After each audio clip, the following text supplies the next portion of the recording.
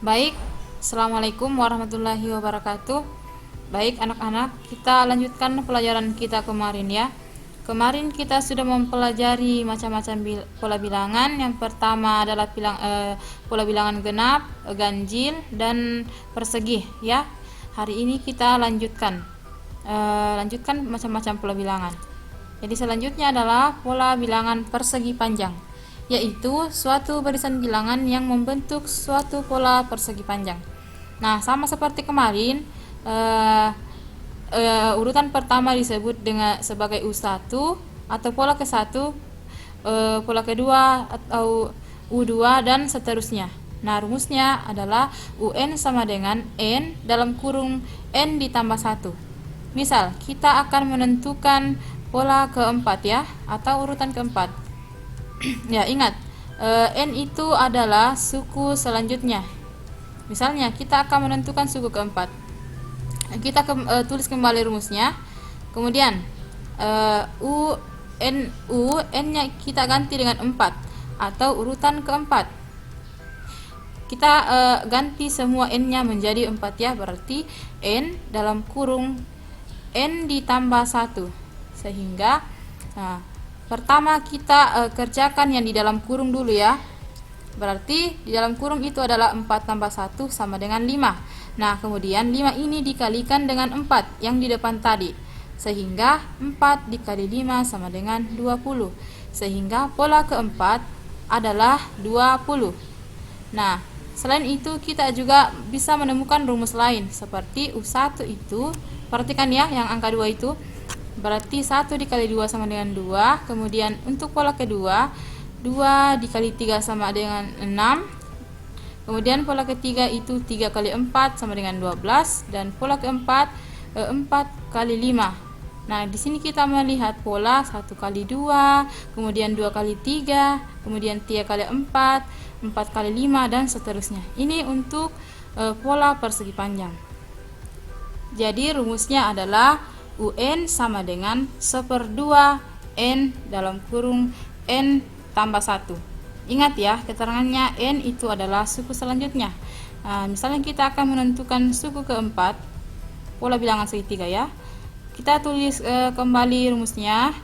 Kemudian ingat, N-nya itu diganti semuanya dengan 4 karena 4 adalah pola yang akan kita ketahui ya. Berarti U4 sama dengan 1/2, N-nya semua diganti dengan 4 ya. 4 dalam kurung 4 ditambah 1. Ingat, yang pertama dikerjakan adalah yang di dalam kurung ya. Berarti di dalam kurung itu adalah 4 tambah 1 sama dengan 5. Nah, kemudian yang di dalam kurung tadi adalah 5 dikalikan dengan 4 ya, sehingga menghasilkan 20. Nah, selanjutnya 20 ini dikalikan dengan 1 yang paling atas ya. Kemudian setelah itu dibagi dengan 2.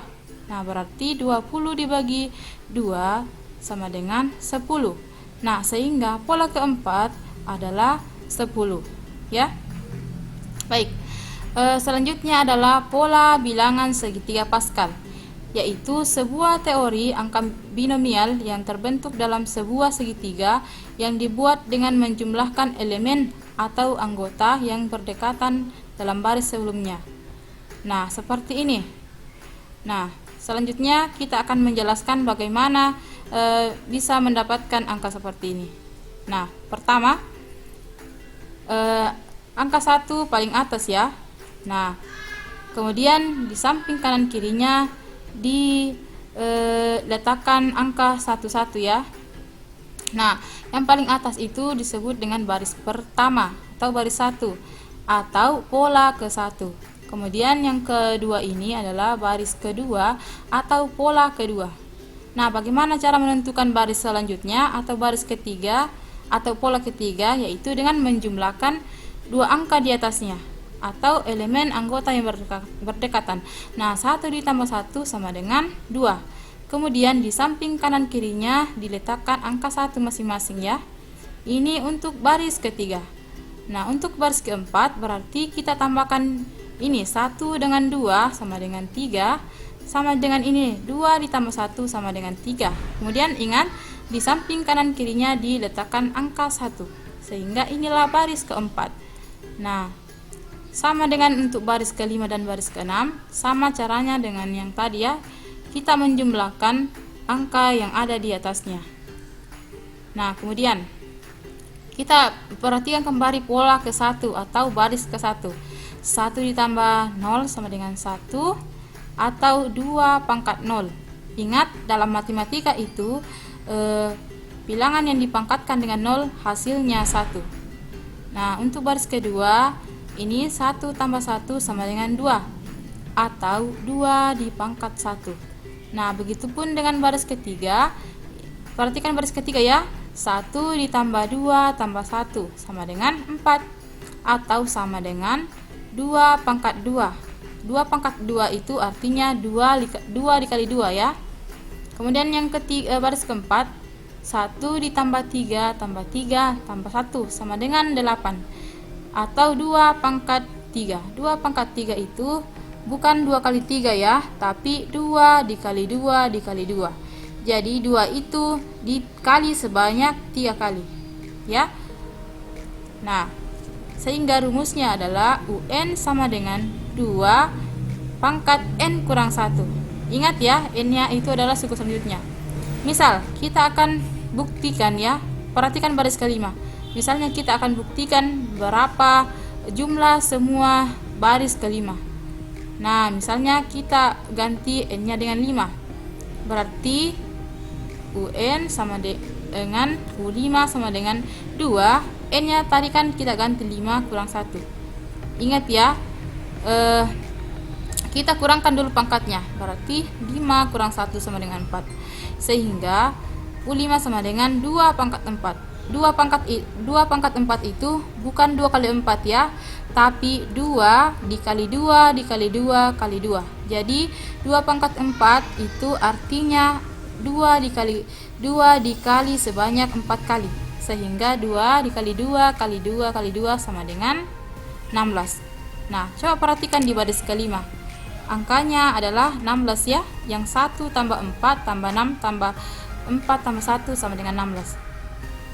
Nah, kemudian yang terakhir adalah pola bilangan Fibonacci, yaitu suatu bilangan yang setiap suku berikutnya merupakan jumlah dari 2 suku di depannya.